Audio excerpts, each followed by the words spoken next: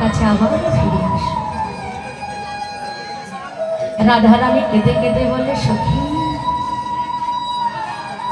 বধূ যে আমার সেই যে গেল, আর রইল না। কাল কাল করে কত কাল কেটে গেল, মাস মাস করে কত মাস কেটে গেল, বছর বছর করে কত বছরই কেটে গেল,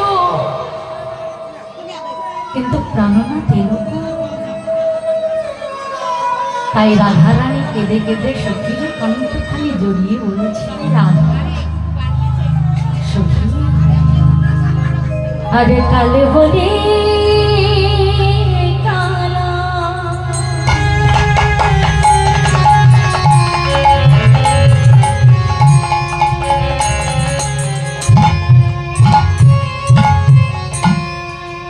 গেলা মধুপুরে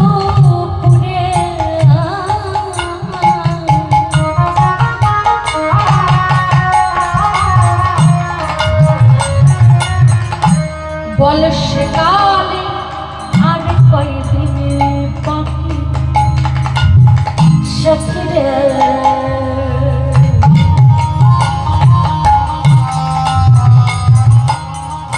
কাল বলে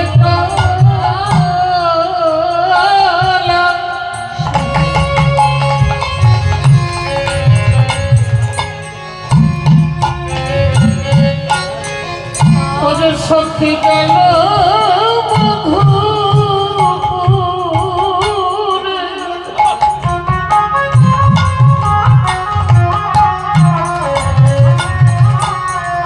বল সে কালে আর কত বাকি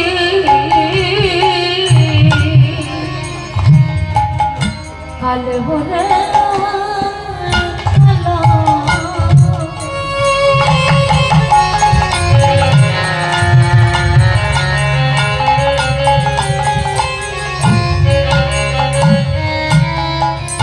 ওই গেলা মধুপুরে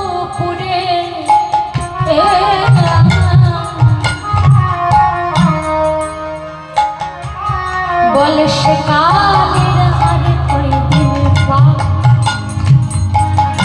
ললিতা রে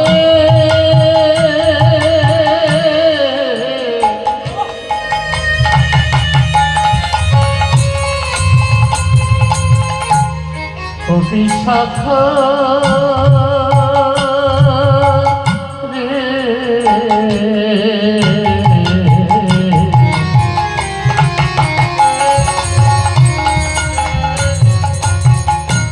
কাল বলে কালা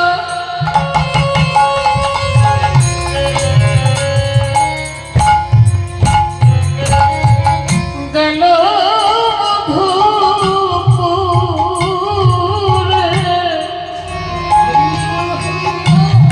বল বল সে কালের কত বাকি আমার যৌবন সাগরে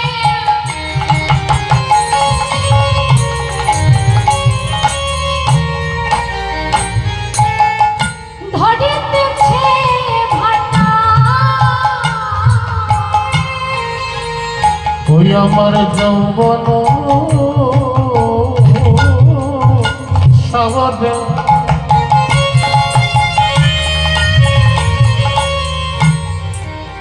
ও সখী ধরিতেছে ভাটা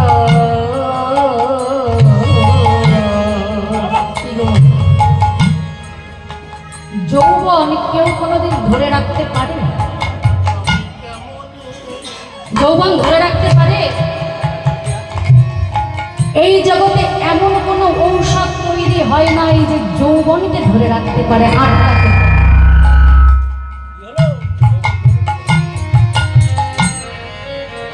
বৈজ্ঞানিকরা এত গবেষণা করেছে, এত রিসার্চ করেছে, কিন্তু যৌবন ধরে রাখার মতন কোনো ঔষধ তারা আবিষ্কার করতে পারেনি।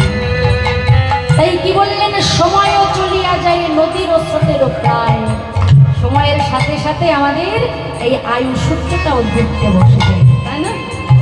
আমার যৌবন সাগরে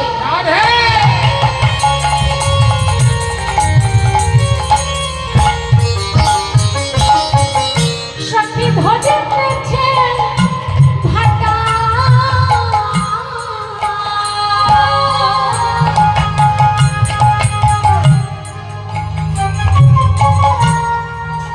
ওই আমার যৌবন সাগরে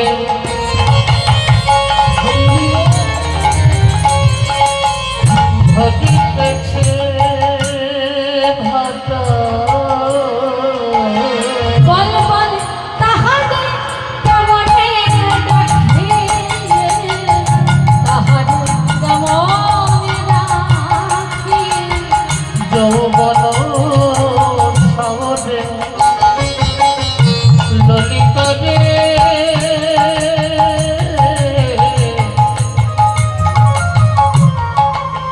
কবি সখা রে, আমার যৌবন সাগরে চলিতেছে ভাটা। আমি কেমন তাহারে রাখি, কেমন তাহারে রাখি। যৌবনে গেলে আর আসে না, ললিতা রে নারীর যৌবন গেলে আর আসে না। ও ললিতা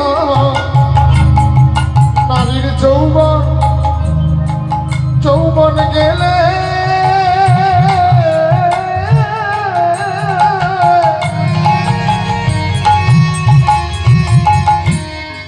ললিতা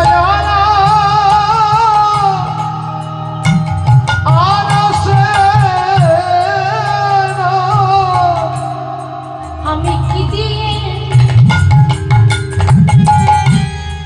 বল বল কি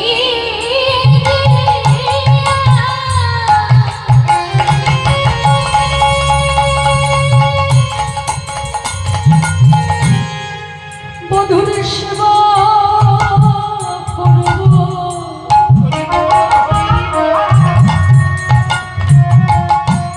এই যৌবন চলে গেলে না আর আসবে না।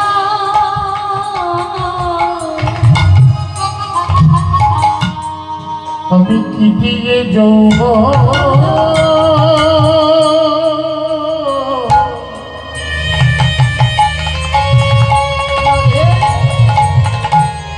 বলব ধরে রাখিব।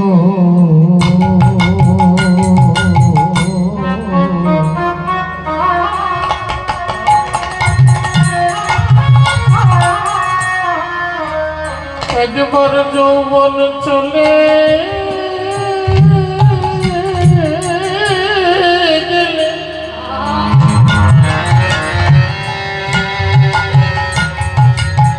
ও ললিতা আর আসে না।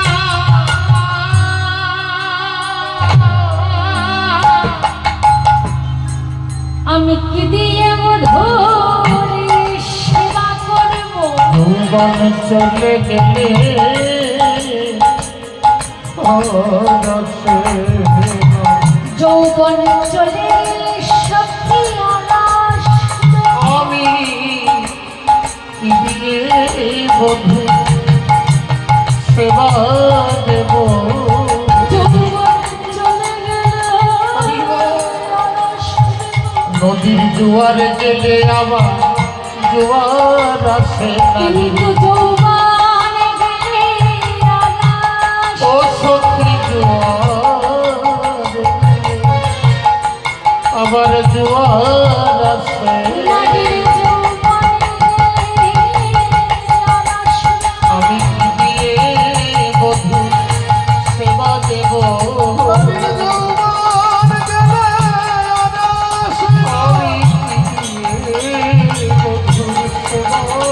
নারীর যৌবন গেলে আর আসে না, বধুর সেবা নারীর যৌবন গেলে আর আসে না, বধুর সেবা দেব নারীর যৌবন গেলে আর আসে না। বধুর সেবা দেব ও নারীর যৌবন গেলে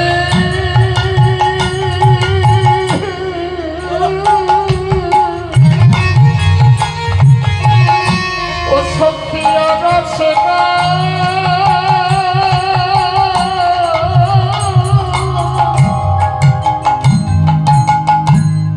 আমার যৌবন সাগরে ধরিতেছে ভাটা, আমি কেমন যৌবনে সখী, এই যৌবন কাল যদি আমার চলে যায়, বধূ যদি না আসে, আমি কি দিয়ে বধূর সেবা করব?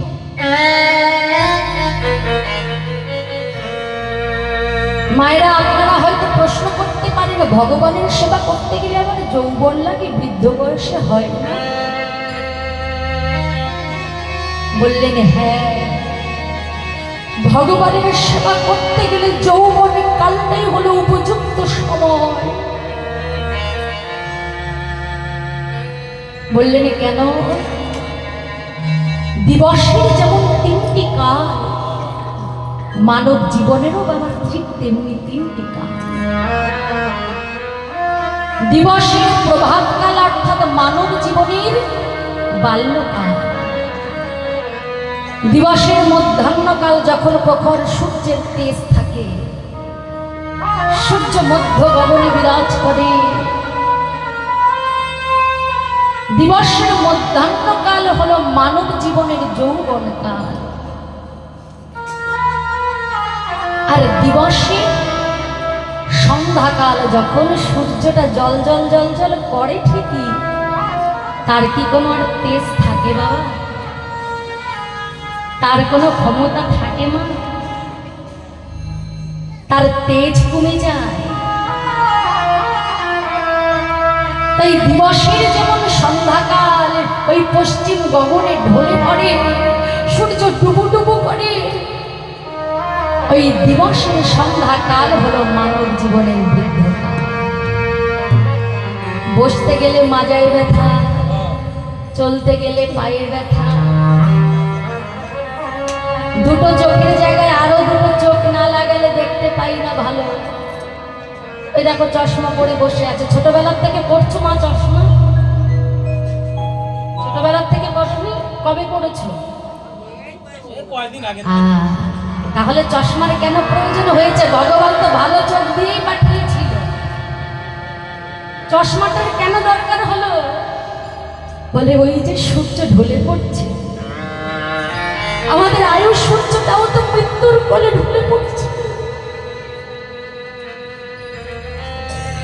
কিন্তু যখন দেখবে অনেক মায়েরা অনেক বাবারে বলে, আমার যখন যৌবন বয়স ছিল তখন পাথর খেয়ে হজম করে ফেলেছি, আর এখন দুটোর জায়গায় 3টে রুটি হলে পেটের গন্ডগোল হয়ে যায়, বলো না মা? তাহলে যৌবন বয়সে পাথর খেয়ে হজম করেছে, এখন খেতে পারো না কেন 3টে রুটি, এক গাল বেশি অন্ন? বলে ওই যে এই যৌবনে গেলে কৃষ্ণ ভজনের সঠিক সময় কেন জানো? কারণ যৌবন কাল হলো কৃষ্ণ ভজনের উপযুক্ত সময়। তখন আমাদের দৃষ্টিশক্তি ভালো থাকে, তখন আমাদের গায়ে জোর থাকে, তখন আমাদের শ্রবণ শক্তি উপযুক্ত থাকে, তখন আমরা ভালো শুনতে পাই, ভালো দেখতে পারি, ভালো বলতে পারি, ভালো চলতে পারি। কিন্তু বয়স বাড়বার সাথে সাথে ভগবানের জন্য একটা মালা আমরা বাঁধতে পারি না বসে, চোখে ভালো দেখি না, সুতোটা সুইয়ের মধ্যে পড়াতে গিয়ে অন্য জায়গায় বারে বারে চলে যায়। অন্যের সাহায্য নিতে হয়, একটু সুইটা গেঁথে দিবি, একটা মালা গাঁথবো। চোখের দৃষ্টিশক্তি কমে যায়, শ্রবণ শক্তি কমে যায়, গালের দাঁতগুলো পড়ে যায়, তখন আর হরি বল উচ্চারণ হয় না। হরি বল বলতে গিয়ে ওই দন্তহীন বদনে উচ্চারণ হয় হরি বল। তাহলে যৌবনকালে আমাদের শক্তি থাকে, আমাদের ক্ষমতা থাকে, আমরা মাইলের পর মাইল হেঁটে চলে যেতে পারি হরিনাম শুনতে, ঘন্টার পর ঘন্টা বসে থাকতে পারি হরিনাম শুনবার জন্য। তাই বললেন সখী, যৌবন যদি চলে যায় আমি কি দিয়ে বধুর সেবা করবো বল? বধূ আবার আসবে বলে এলো না। রাধারানী যখন বৃন্দাবনের মাটিতে গড়াগড়ি দিয়ে কাঁদছে শতবৎসর কৃষ্ণকে হারা হয়ে। আচ্ছা মায়েরা, আপনারা হয়তো প্রশ্ন করতে পারেন যে রাধারানীর কৃপা ছাড়া গোবিন্দকে পাওয়া যায় না, আজ সেই রাধারানী কেন 100 বৎসর গোবিন্দকে হারিয়ে কাঁদছে? প্রশ্ন আসছে না অন্তরে? বলে কেন জানো না? মান নয়, এটা হলো শ্রীরামের অভিশাপ। রাধারানী বৈকুণ্ঠে নিত্য বৃন্দাবনে ভগবান আমার যখন বিরজার কুঞ্জে বিরাজ করছেন, ভগবান কি বললেন? বিরজার কুঞ্জের বাইরে শ্রীরাম সখাকে প্রহরী হিসাবে দাঁড় করিয়ে দিলেন। শ্রীরাম, ও শ্রীরাম, তুই এখানে দাঁড়া ভাই, আমি বিরজার কুঞ্জে প্রবেশ করি। ভক্তের বড় বাসনা, তার আপন ঘরে আমাকে পেতে চায়। তুই এই দাঁড়ে প্রহরী হয়ে দাঁড়া। তবে শোন, আমি যতক্ষণ ভেতরে থাকবো, আমি যতক্ষণ তোকে আদেশ না করবো ভেতরে কাউকে ঢুকতে দিবি না, তুই এখানে দাঁড়িয়ে থাক। শ্রীরামকে বাইরে দাঁড় করিয়ে গোবিন্দ আমার বিরজার কুঞ্জে প্রবেশ করলেন। রাধারানী জানতে পারলেন বিরজার কুঞ্জে গোবিন্দ বিরাজ করছে। রাধারানী ছুটতে ছুটতে এলেন বিরজার কুঞ্জে, এসে দেখছে শ্রীরাম দাঁড়িয়ে আছে। শ্রীরাম, দ্বারটা ছেড়ে দে ভাই, আমি ভেতরে যাব। শ্রীরাম বলছে, রাধে, দ্বার তো আমি ছাড়তে পারবো না, ভাই কানাইয়ের আদেশ। রাধারানী বললেন, আমার কথা তুই শুনবি না? যার আদেশে তুই দাঁড়িয়েছিস সে আমার আদেশ ছাড়া কিছু করে না, দ্বারটা ছেড়ে দে ভাই। না রাধে, ভাই কানাই যত সময় না বলবে আমি দ্বার ছাড়তে পারবো না, তুমি আমাকে ক্ষমা করো। রাধারানী অনুনয় বিনয় করলেন, চোখের জলে কেঁদে কেঁদে বললেন, একবার দ্বারটা ছেড়ে দে। দূর থেকে বধূকে একবার চোখের দেখা দেখে চলে যাব। শ্রীরাম বললেন, না রাধে, দ্বার আমি কিছুতেই ছাড়তে পারবো না। রাধারানী হয়ে গেলেন ক্রোধান্বিত। শ্রীরাম, তুই আমাকে দ্বার ছাড়বি না? আমি তাহলে নিজের ইচ্ছায় এবার গায়ের জোরেই ওই কুঞ্জের মধ্যে প্রবেশ করব।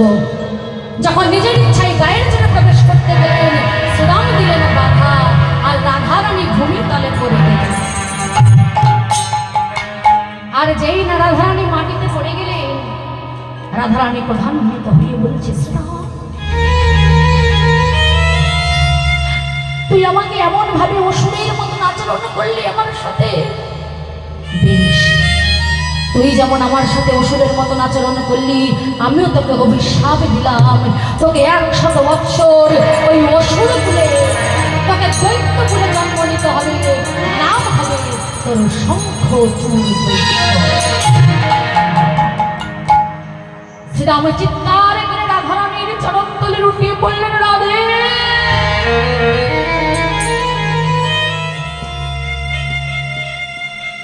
না রাধে, এই অভিশাপ আমি দিও না। ভাই কানাইকে ছাড়া আমি বাঁচব না। তোমার অভিশাপ তুমি ফিরিয়ে দাও, তোমার অভিশাপ তুমি ফিরিয়ে দাও রাধে। রাধারানী যখন চুপ করে দাঁড়িয়ে আছে, কোনো কথা বলছেন না, শ্রীরাম অনেক মিনতি করবার পর রাধারানীকে বললেন, রাধে, তুমি যেমন আমাকে বিনা দোষে এত বড় শাস্তি দিলে, তবে আমিও তোমাকে অভিশাপ দিলাম যে কৃষ্ণকে ছাড়া এক মুহূর্ত তুমি থাকতে পারো না। অভিশাপ দিলাম রাধে, 1 বছর নয়, 2 বছর নয়, 5 বছর নয়, 10 বছর নয়, 100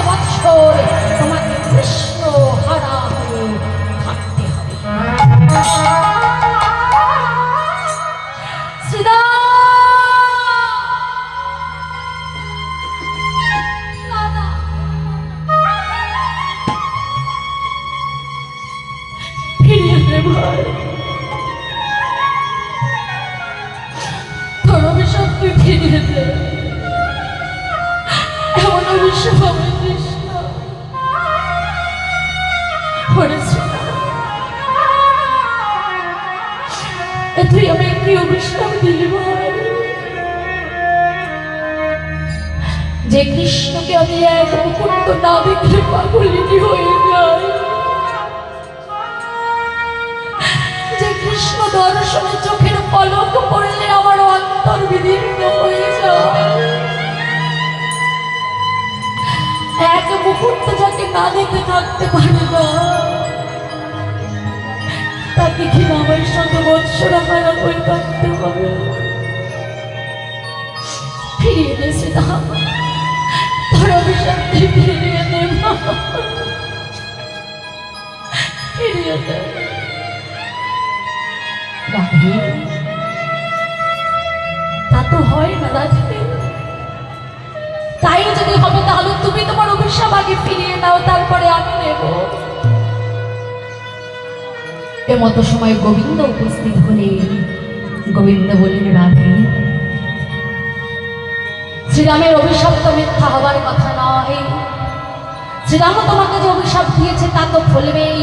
আমাকে তোমায় 100 বৎসর হারা হয়ে থাকতে হবে, 100 বৎসর কৃষ্ণ বিরহ তোমাকে সহ্য করতে হবে। তবে হ্যাঁ, সেদিন তোমার সাথে আবার আমার দেখা হবে, যেদিন আমি দ্বারকা রাজ্যে প্রভাসের তীরে প্রভাস যজ্ঞ করব, সেই দিন তোমার সাথে আমার আবার দেখা হবে। শ্রীরাম, রাধে যে অভিশাপ দিয়েছে সেটা তো মিথ্যা হবার নয়। তোকে দৈত্যকুলে জন্ম নিতে হবে, নাম হবে তোর শঙ্খচূড় দৈত্য। 100 বৎসর পরে আমি তোকে ওই সমুদ্রের অতল গহ্বর হতে তোর সাথে যুদ্ধ করে, তোকে হত্যা করে, তোকে সেদিন আমি মুক্ত করব।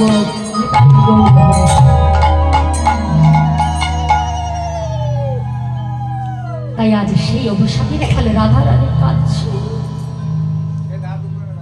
এদিকে রাধারানী কেঁদে কেঁদে ভূমি পরে গোবিন্দের একটি মূর্তি অঙ্কন করেছে। বাবা, ব্রজের রজনী